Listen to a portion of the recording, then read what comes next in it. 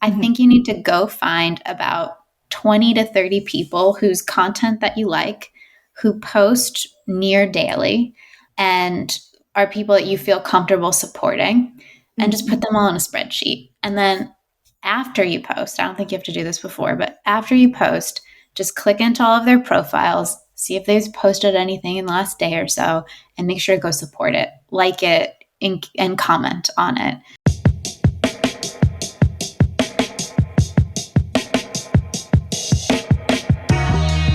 Welcome back to Content in the Kitchen, where we gather around the kitchen and chat about content marketing.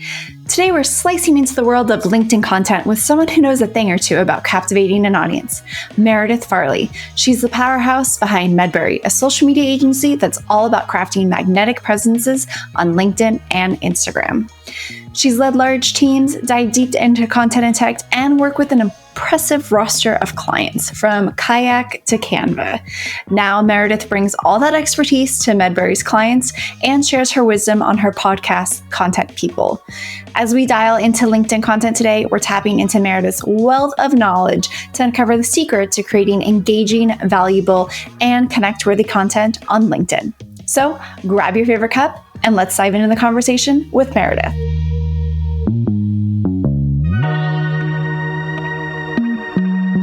All right, let's do it. So first questions first, which is arguably the most important, is when you're not behind the desk and you find yourself in the kitchen, what are you cooking up? What's your go-to dish to cook?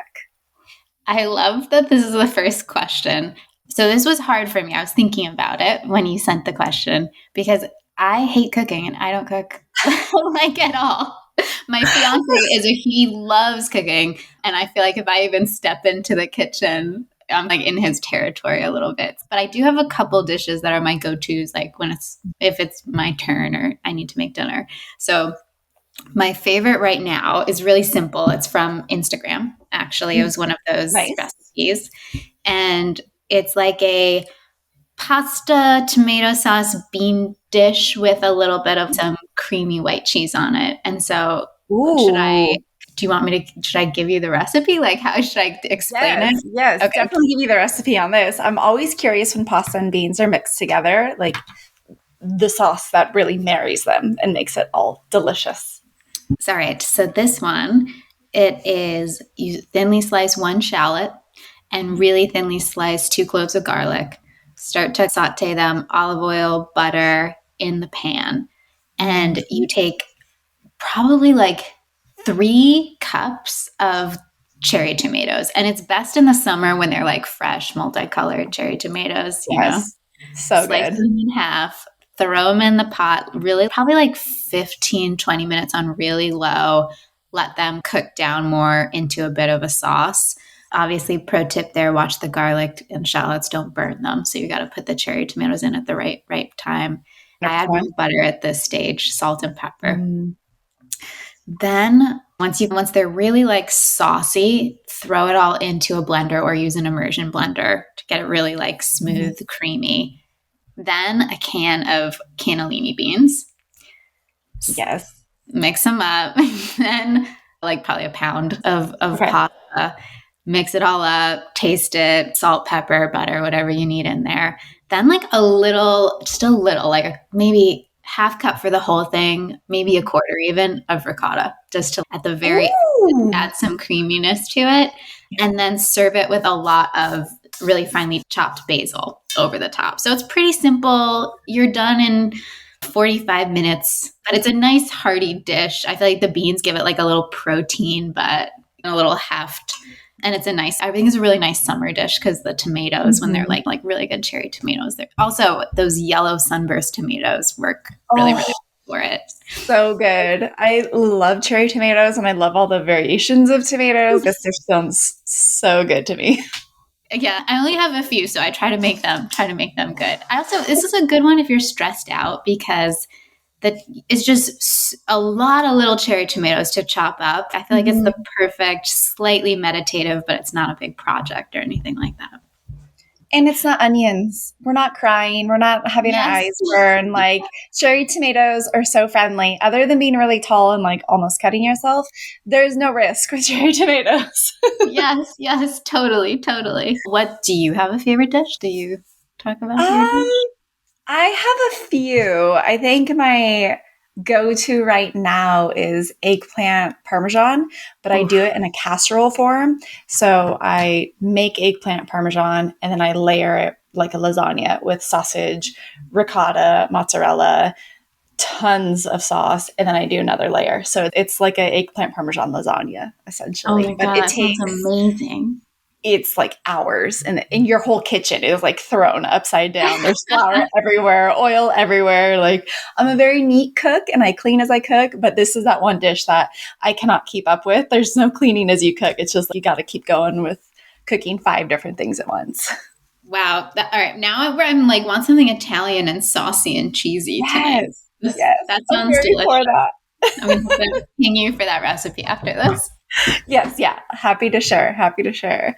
Speaking of recipes to success, let's talk about LinkedIn. So, you do a lot of work creating content for brands and for people on LinkedIn. Can you walk me through what it is you really specialize on LinkedIn and what you do?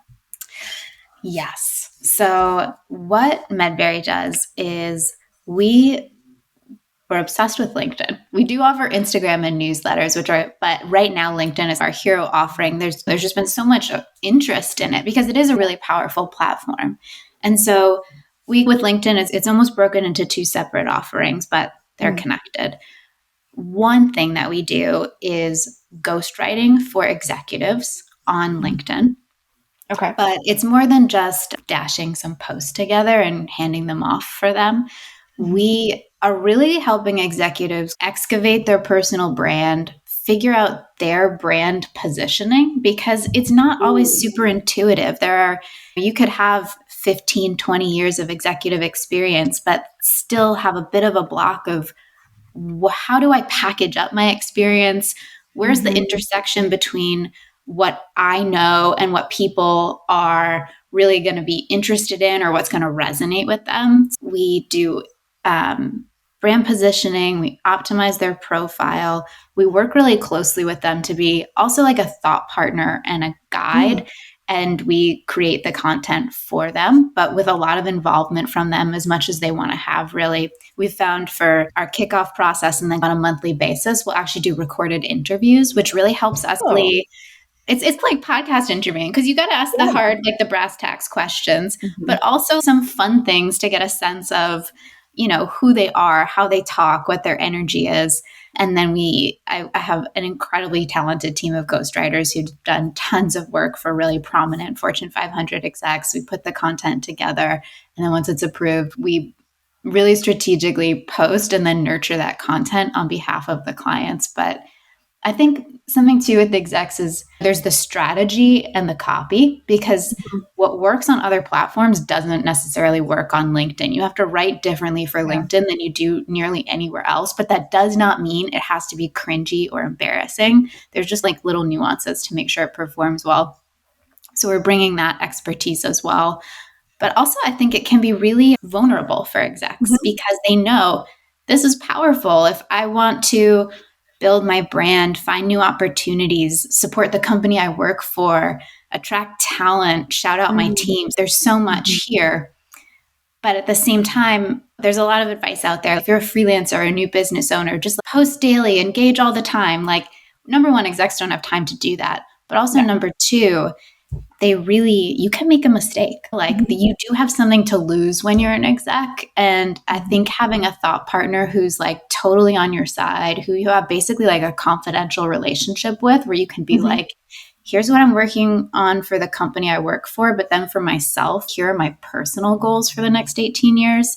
And someone to Mm. just who you trust to vet things before they're posted. I think it seems to be really powerful. So we're strategists, we're thought partners, Mhm. we're personal brand experts, Mhm. and we're helping execs really package themselves to attract the goals and opportunities that they want. And then we also do the same thing for brands, which is really fun. Mm. It's different. It's very different writing for a Totally. brand page than an exec. Some of the conventions are the same, but really, it's especially with LinkedIn, we're brand storytelling through social media is the way I've been thinking of it lately, where we're not just creating rote posts and getting them out there and engaging. We're really trying to help brands tell and further their stories on such an incredibly powerful platform. LinkedIn is crazy. It can do a lot for you. Yeah, no, it truly can. Would you think of LinkedIn as a viable option for, say, a personal brand that isn't within that exact space? I think of at ContentYum, we work with a lot of publishers, like individual publishers, Yes. from food bloggers to lifestyle. And I've been trying to slowly make that encouragement to there's still an environment for you on LinkedIn, even if you're not an executive, to have a voice and to have a brand voice and really establish yourself over there versus the traditional networks that we're used to seeing these kind of creators, which is pretty much Instagram and TikTok. Are you seeing any success with those kinds of niches and that kind of brand on LinkedIn? Yes, I'm so happy that you asked that question because I feel like that's the next big thing for LinkedIn is folks from who would typically think of their audience as somewhere else are getting curious because there's so much buzz around it. And we do have one client she's so cool. She's the founder and CEO of an apparel brand that's really big on Instagram. And so our work together was designed to build up her profile as also maybe more the business side of that type of work. But we've been really pleasantly surprised by on LinkedIn, she's not just getting like marketing execs who are like, great job with how you position this. She's getting customers who are chatting with her in her DMs on LinkedIn, who are commenting on posts like, I just bought that item. I love the prints. I love the colors. On Instagram, there's such an incredible community for her brand, but we weren't totally sure how will this transfer over. And it's been so cool to see, a lifestyle brand and someone who's known for this really cool progressive company on Instagram really does have a space and a voice on LinkedIn, and the people are here for it. So I absolutely think that you can reach people that you're not reaching on the other platforms. And there's totally an audience for folks who are, as you say, like more traditional content creators or just people we wouldn't think of as like corporate executives necessarily.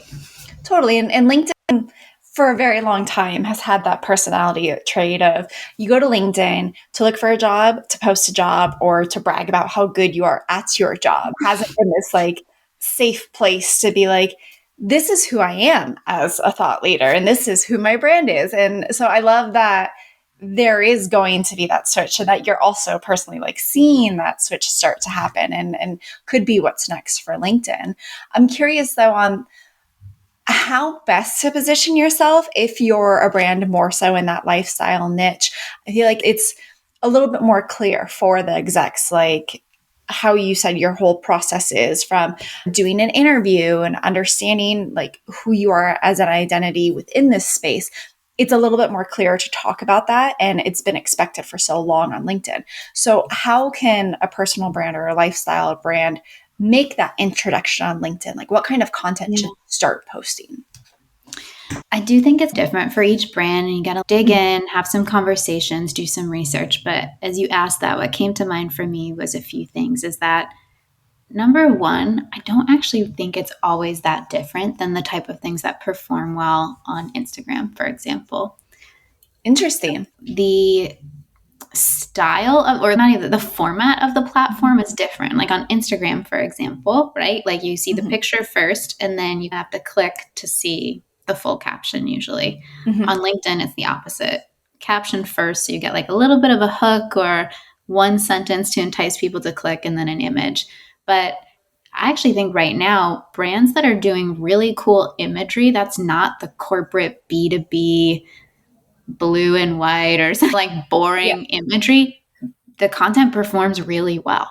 Like for this apparel client, we've got pictures of models modeling the clothes and it's popping off. Like real people are on LinkedIn and they want to see interesting things. So in some ways, it's not that different. Things that are funny perform. I do think that on LinkedIn, there is a little more of an opportunity to lead with your values. For example, if you're a company that is really into sustainability, if that's one of your core values, you can talk about it from the perspective of if someone is interested in being a fan of yours, a follower, a partner of any kind, or just a consumer, like what's the story you're telling them, maybe from a slightly more professional perspective. But even as I say that, I'm like, it's a little bit vague. It's not like people go to LinkedIn and they're different people who only want to read business content. It's the same folks everywhere. Yeah. So just the more different and interesting you are, the better. So I think it's a mistake to think you have to totally come up with a whole new voice on LinkedIn. What's going to work on LinkedIn is the same stuff that works on Instagram. You just have to make sure you're positioning it for the platform, optimizing it. Like in some ways, it's almost the more technical side of things that you have to figure out, because LinkedIn's finicky. If you put a link in a LinkedIn post, it's not going to do that well because the platform doesn't want you to go off of LinkedIn. So you can't just be linking out to articles or blog posts that you wrote. Keep the content interesting.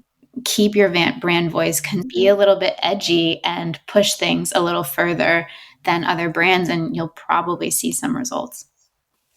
Is there something that you should do from a brand audit perspective? Because, resources are always thin. We're always preaching about how there's a million things to do. The to-do list never ends. Is there something that brands can do before making the jump to LinkedIn that, yes, this does make sense for me to start posting on this platform as well? Like, how do you make that executive decision? Okay, that's a great question. So how do you decide I want to add LinkedIn to the mix, basically? Totally. Yep. I think probably with any brand, you want to start with one platform. So I guess I'll presume that LinkedIn isn't where they started. So I'd say it's a great question. I think that almost any brand will benefit from being on LinkedIn. I think Instagram content, if you know what you're doing, actually transitions really well. So I think probably first and foremost is do you have your brand positioning together? Do you have a content plan that's working really well on one platform?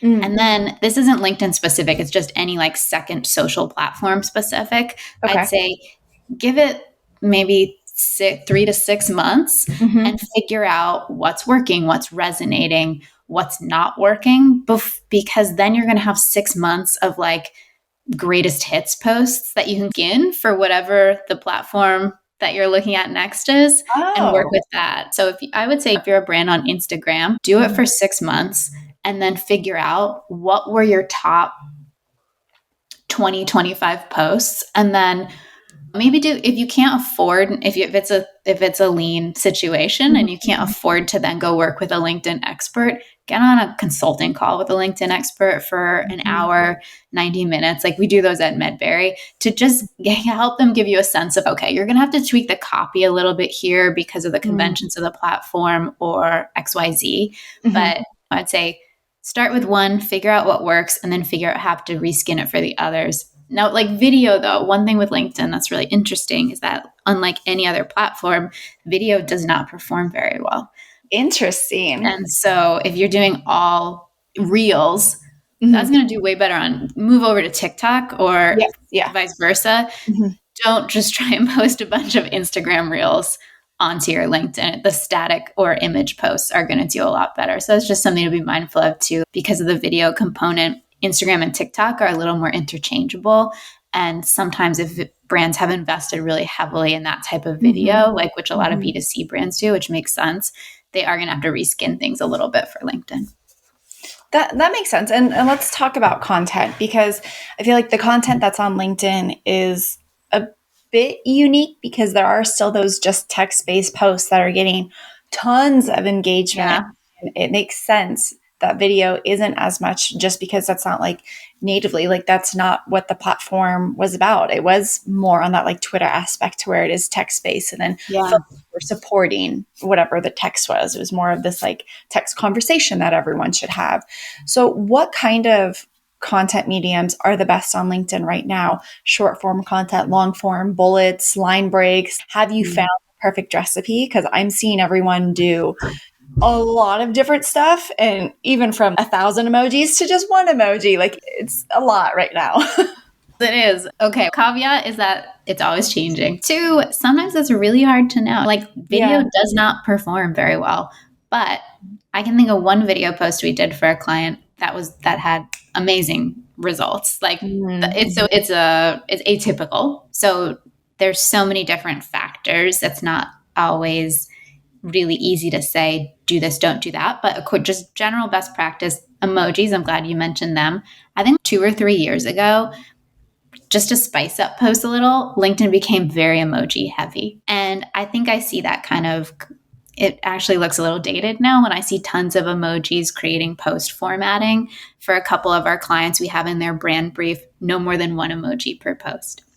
But formatting does matter. You want to make it scannable, easy to read. So generally, you want to have one line that some folks might say the hook, but it's the one thing you can see before you decide, am I going to click see more or am I going to keep scrolling past this? So, and I actually had one post that did pretty well. I was talking about the idea that if hooks are not your thing, there's like some gurus who will say, steal these 10 hooks and your posts are going to take off. And it'll be like, I read these 8 books on management, so you don't have to, or steal my framework for XYZ. And those can perform well.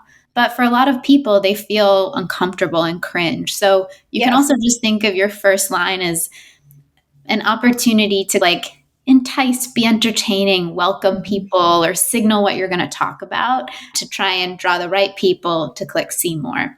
And then in general, long paragraphs don't do well on LinkedIn. You want to have 1, maybe 2 sentences max per paragraph for a couple of reasons. One is just legibility. Like we like white space. I think also there's something energetic about it. If you're reading a lot of sentences in a row, it can feel dense, but you almost pause a little bit mentally when there's a space down. So because LinkedIn is often info heavy, I think it helps with the rhythm when people are taking stuff in. It's here's a thing, and here's another idea, and it slows them down. Also, the platform's paying attention to how long people spend looking at your post. Is it 8 milliseconds or is it 30 milliseconds or is it 2 minutes? And so that's another element is if people are like spending a little time going a little more slowly, you might get more impressions just because the platform is going to notice, hey, people are taking their time to read this. So that's like some formatting things. And it's also people have different styles. Like some of our clients are very conversational. It's important to them. It doesn't sound like a copywriter wrote it. But I do think that there is a balance because at the end of the day, it's copywriting. You're competing with hundreds of thousands of other posts in that person's feed. And there need to be some ways that you're intriguing and drawing the reader forward. And if you're not a professional writer, you're not going to know the nuances of how to do that always. So it's a balance of craft and just being natural and saying what you need and want to say. I would say posts that are really long, every now and then they pop off just because people, but in general, I've found that an interesting thing, which is very short, like shorter posts, like 1 to 3 sentences, tend to get a lot of likes. If they're interesting, they can get a lot of impressions, but not always. Sometimes they'll get a ton of likes, but not a lot of impressions. Posts that are a little more in the middle, maybe 100, 150 words, that can be a sweet spot if you're like keeping it interesting and moving it along. I think when it comes to imagery, it actually seems like posts that have related imagery, if it's check out this chart below, which blah, blah, blah, blah, blah, that can be really helpful. But if you're debating an image and the only reason you'd attach it is just to have some imagery associated with the post, I'd say skip it. That's just what I'm seeing even in the last couple of months is that images that feel superfluous are not serving the content very well. That makes sense. It's almost like the idea of the delete button is your friend. So when you're trying to come up with those catchy headlines or you're trying to get that right word count between 100, 150 words, like that right mix of everything or adding the image. I just read, I can't remember who it was, but I just read about this on LinkedIn. Someone posted about how the delete button should be your best friend, even if you're not a copywriter. If you're a personal brand or trying to be a thought leader in any space, write what you have to say and then go through it and delete as much as you can. So whether it's that hook that you think is a hook, deleting that section, getting to the point, people will then want to click the see more because you already have them engaged. You're addressing what it is that they want to know about this. So they're going to trust that you have something valuable to say, click on the see more and scan through it. I would assume it's the same for the image idea. If the image isn't actually adding value to your Yeah. post, why include it? Because this isn't, 2015 Facebook to where we have to have Right. images now. Yes, totally. Totally. It's a safe space. And even that, I do think it's one thing it's funny you say that because I think there's a balance in that. Definitely anything extraneous. I love what you said, like delete button is your friend. Mm-hmm. But also you want to give yourself like a little space to breathe and just be a person, because if there's too many super short, concise sentences, it sounds a little like Hemingway. It's like an emotionally repressed Sun Also Rises vibe sometimes. And sometimes like give yourself a little bit of runway to make or a little joke just in the right spot every now and then. It's like a breath of fresh air where it's like, an efficient but real person wrote this content. So it's such a balance. Yeah. But yeah, like it's funny. We try to have a rule. We do a lot of content in advance because it's not super, super timely. So generally we're giving clients content several weeks ahead of the month we plan to post it. But every now and then something pops up where it's, okay, can we turn this around quickly? And we really try to not write and post something on the same day if we can avoid it. Because sometimes even just that overnight, like you sleep on it, you come back to it, you see so many more opportunities to delete, like what you're talking about. Like the first time through, you're like, blah, blah, blah, blah, but then you look at it with fresh eyes and you're like, this can go, boring, not necessary. Yeah. What was I thinking? Right. That was crazy. Thank God we didn't post this. Yeah. So like that, even just sleeping on stuff is a great way to help yourself like edit if you're trying to delete stuff, reduce down and distill ideas. Totally. And by sleeping on it, having that fresh perspective to look at it, you may also think of other things to add to it. So often you can see when content is rushed content and it's published and it's just this like word vomit of things and it's very unorganized. But there is something beautiful about that human element to it of, you're right, not deleting too much. And if not to the point to where we're having misspellings or grammatical errors, but if you have this little bit of flair, you can end up potentially getting followers from that and getting engagement from that because it's, oh, hey, person behind this brand, finally, nice to actually meet you versus this corporate image that you've been saying and like being this, you're also now relatable, you're making mistakes, you're making fun of something. And now as a potential consumer, I can trust you a little bit more by having that relationship. Yes, exactly. Don't waste people's time, but it's okay to be like a tiny bit playful in the right way. Yeah. Yes. Yeah. We're human, so as you say, human's the right word. Yeah. Yeah. Lots of balancing, lots of testing. Because like you said at the beginning, what works for execs may not work for lifestyle brands or from an e-commerce brand to an affiliate marketer. Like it could look very different. So having time to test and see what kind of content really makes a difference. But thinking of time, I can't like not talk about AI, the thing in the room. So AI has this, perspective with it. Depending upon who you talk to, there's a positive perspective and there could be a negative perspective. How do you feel about using AI for creating content on LinkedIn, whether it's for ideas or actual writing itself? Like, where do you sit with all of it? I think I'm like really open to AI. I don't feel particularly reactive to it. I just think we don't know where it's going to go. I have not found success in getting AI to create content, but I do think sometimes it's helpful. Sometimes we want it to help us a lot more than it does. We'll be like, this is feeling a little messy. Can you refine this post and it just never really nails it.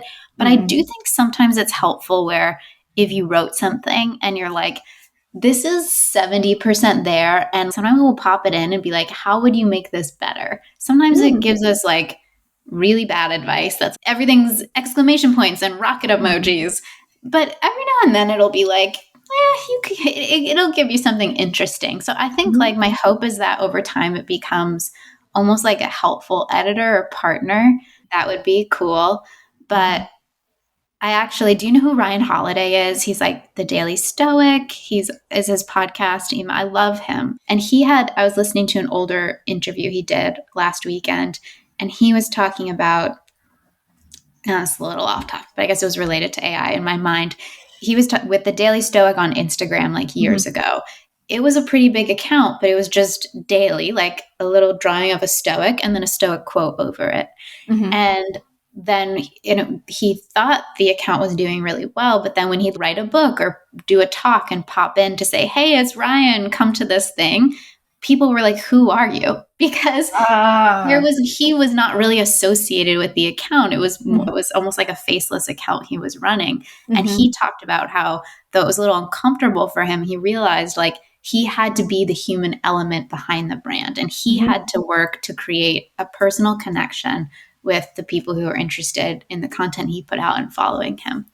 And so I think over time, AI, especially around personal branding, it could maybe, if it gets better, I can't imagine it not getting better in the next 5 years, could become a good partner.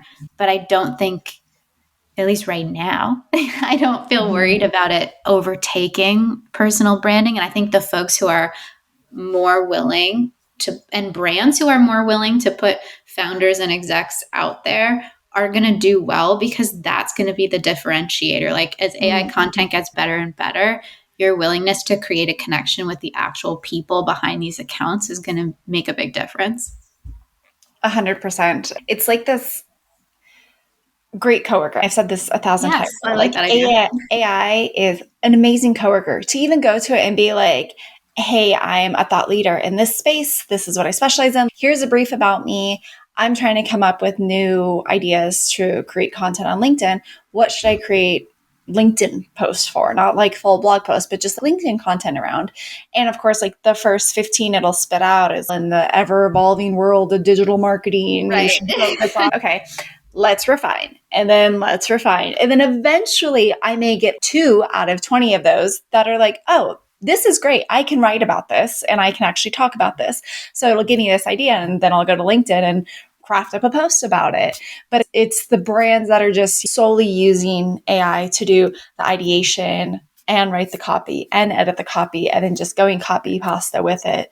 That's where I think you're 100% right. We're just a little too early in the stage to rely on it that heavily for every part of the process. Totally. And I don't know, I have to say, I think maybe I'll have to ask you for your prompt your prompt tricks later, because I wouldn't call it right now a helpful colleague. I'd call it like a bad assistant, where I'm like, okay, that's trash, but you're totally free. And I don't know if you find this as a content creator, but like sometimes me or the folks on the team are working on something and just like we're exhausted. And we're like, I just want to pop this into a machine and get a new idea. I just want to feel supported. And sometimes you can do that. And sometimes it gives you something useful back. Most of the time not. But it's even just if something can do 10% of the mental heavy lifting when it comes to writing, it can feel like a relief sometimes. But I don't think that thus far. Actually, one spot it did do really good work for us was a specialized consulting project months ago, but it helped us do some product work for a client, and it did a really good job. Okay. So from the product outline and campaign standpoint, I could see that. It's definitely, there's a rabbit hole with AI, 100%. And then be like, okay, that hour that I just spent redoing the prompt 1,000 times, could I have just sat down with a blank piece of paper and done old-fashioned brainstorming myself? 110%. But it's that once when it does populate a really good idea and you're like, maybe it'll do it again. Maybe it'll do it again and again. And it's not 100% there yet, but whether it's a good coworker or a lousy one that you have to train it a whole bunch, it's still there. I'm really excited to see what it does years from now. Like you said, that 5-year mark, and how as thought leaders or even execs, like whatever that looks like in a content creation aspect for something like LinkedIn, so that we are able to create better content across whatever platform it is. Like that would be the dream, to be able to have an assistant to get us there. Yeah, totally. I know it's tricky though. I don't know. Do you want to read content that a machine wrote? No, unless I just need an answer, a straight black and white answer. What temperature do I need to bake these pork chops at? Oh, cool. That's all I Yeah. needed. But people don't go to LinkedIn for that. People go to LinkedIn to actually learn and to educate themselves on something, as well as develop connections, which to develop a connection, you have to build a relationship and rapport. And so that's commenting on people, that's following people, that's understanding what kind of content and what it is they're saying. And so that does take a whole lot more work from the human aspect, and machine learning, I don't think we'll ever get to that, but we'll see. Yeah. And I don't know, it is interesting to think about because say we knew, we're like, yeah, it's actually getting so good. You can Mm-hmm. give anyone could be like, here's my voice brief, write me 5 LinkedIn posts. Mm-hmm. I think at that point it could really impact the way people think of social media or LinkedIn too. It'd be like, why do I want to Yeah. go? Even if it's good, if I know a machine wrote it, I don't care. So, like, Mm-hmm. it is, and I feel like how our perceptions of AI are going to keep changing too. And I think that will Mm-hmm. also change how we interact with the content as well. I could see it being, I don't know, just like something that eventually we're just like, forget it. It's just a bunch of people posting what a machine spit out. And even if it's good, I don't want to spend time on it. Yeah, it's arguably, it feels like we're in that environment right now. So when you do see a piece of piece of LinkedIn content really take off, really analyzing like what made this work for them, what was it that was so unique about this, and you can see where people have definitely probably used AI for this, or people didn't use AI and it really was their voice. Or maybe that's where we see video taking off more because copy becomes all this AI copy. Who knows what this is Yeah. going to look like? But I think we're definitely in that a little bit of the atmosphere where people are already like, okay, is this all just written by AI? Oh, it's not. All right, then who are the real people still here?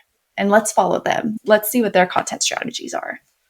Yeah, totally. It's funny. I don't think most LinkedIn posts I look at, I think AI wrote. I think you can tell every now and then, but it's Totally, so yeah. rare that I'd be like, I think about, do you though? Maybe I'm missing it. Like when you go on LinkedIn, are you like, oh, I think that Chat GPT wrote that for them?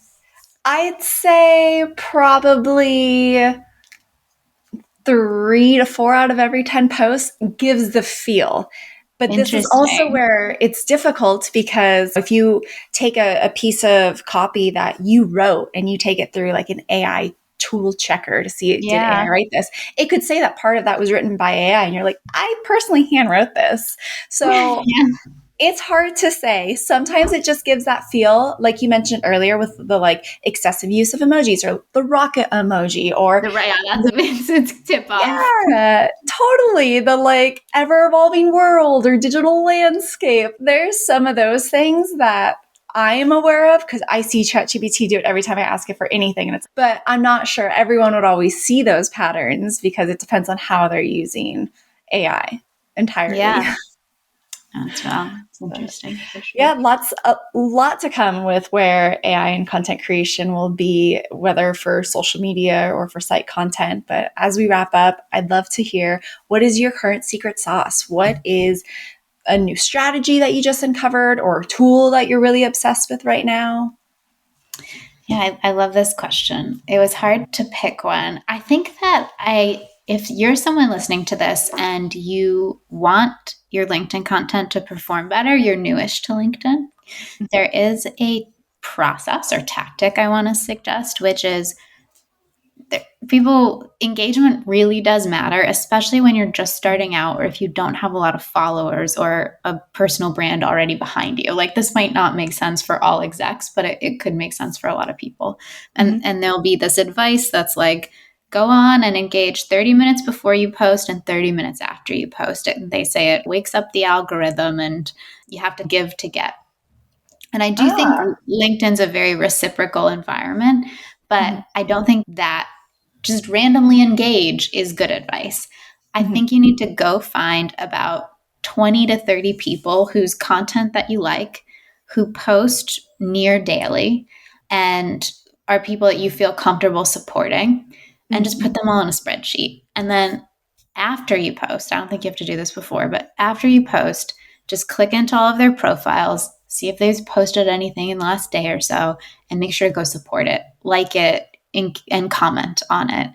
And LinkedIn is really about community building. And if you've Mhm. selected people who are posting regularly, also who are commenting back regularly, check their comment activity, and they're people you want to support and their content resonates with you, they're over time probably going to clock you and support you back. So Mhm. it's a way to make sure that you're intentional with your engagement, that you're not just going with the flow of whatever the algorithm sends your way. You're supporting people you want to support. Mhm. And generally, it is, especially for people who are posting daily, it's a really reciprocal environment. And if someone's giving their content a lot of love, a lot of those folks will make an effort to go support you back. So Mhm. if you're someone who's, I know I'm supposed to engage and I'm going on and I'm liking and commenting, but I'm just not like feeling like I get anything out of it, that's Yeah. my kind of secret sauce. And I think it's not a forever tactic, and you want to Mhm. be careful that you're choosing people you genuinely really respect and want to help. But I think that's just a little tactic if you're new to LinkedIn and you want to grow.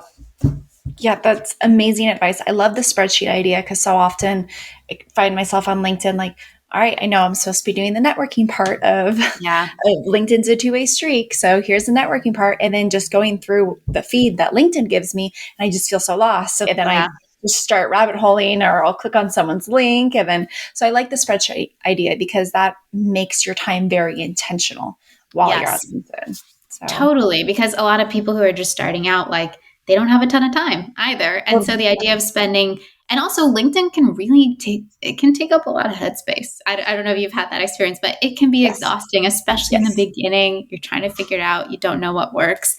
Just be like, do your post, do your Mhm. spreadsheet, support your people, sign off, and move on with your day. Yep. And I promise you're going to make some progress. Yeah, no, I love it. And let's definitely end on that because that is perfect homework to go with. So thank you so much for coming on the show today and sharing all of your great LinkedIn content advice. No, thank you so much for having me. This was really fun. Thank you.